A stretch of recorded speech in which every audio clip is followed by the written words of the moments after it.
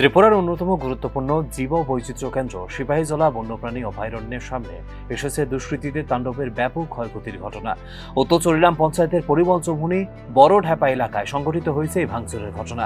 মাত্র 15 দিন আগেই সংশ্লিষ্ট এলাকায় সিমেন্টের পিলার ও শক্তপোক্ত ফেন্সিং নির্মাণ করা হয়েছিল, যাতে বন্যপ্রাণী সংরক্ষণ ও নিরাপত্তা ব্যবস্থা আরও জোরদার করা যায়। কিন্তু বৃহস্পতিবার গভীর রাতে প্রায় 3 থেকে 4 কিলোমিটার জুড়ে ওই ফেন্সিং ও সিমেন্টের পিলার ভেঙে গুড়িয়ে দেয় দুষ্কৃতীরা। সরকারি লক্ষ লক্ষ টাকা সম্পদের ক্ষতি হয়েছে এই ঘটনার জেরে এলাকায় চাঞ্চল্য ছড়িয়েছে এবং অভয়ারণ্যের নিরাপত্তা ব্যবস্থা নিয়ে উঠছে প্রশ্ন। কত লক্ষ টাকা খরচ হয়েছে এখন তারা কইতে কিতে হয়েছে কাকা এডি কিতা হলে ইডি ওই তো টাইনা ফলাই দিছে আর কি। কি এর ভ্যারাইটি ইডি তারে কারা দিছিল ফরেস্টের থেকে দিছে। কবে কয়দিন হয়েছে দিছে যে কত বেশি রে ধরে না 15-20 দিন হইছে। কবে ভাঙছে দেখছেন?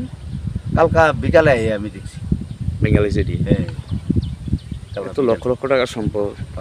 আর মাংস তো আরো এদিকে আছে না? আর রাজ্যের ওই ওদিকটা গুইয়া এমনি সব বেঙ্গালিছি। পুরো টাইনা দিনা। তো আপনারা এদিকে কি গা আছে না? হ্যাঁ পুকুর টুকুর আছে যা। পুকুর আছে তো।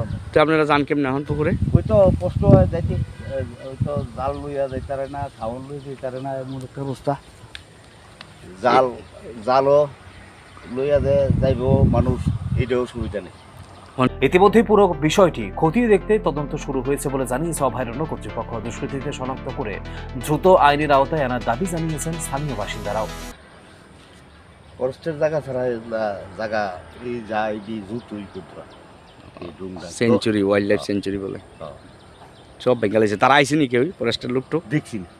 কালকা 2জন মানুষ কেডা জানি দেখছি আইয়া এমনি গেছি, কি ফরেস্ট লই না তারা কাম লই কেডাই আমি আর জিগেছি না। তারা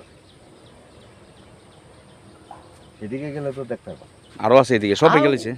এই ধরনের ঘটনা শুধু সরকারি সম্পদের ক্ষতি নয়, বরং অভয়ারণ্যের বন্যপ্রাণী সংরক্ষণ ব্যবস্থার উপরও নেতিবাচক প্রভাব ফেলতে পারে বলে মনে করছে পরিবেশ প্রেমীরা। শুধু দুষ্কৃতীদের শনাক্তই যথেষ্ট নয়, ভবিষ্যতে এমন ঘটনা রুখতে প্রযুক্তি নির্ভর নজরদারি, স্থানীয় বাসিন্দাদের অংশগ্রহণ এবং বনরক্ষীদের শক্তিশালী উপস্থিতি নিশ্চিত করা জরুরি বলে মনে করছে পরিবেশ কর্মীরা। News now.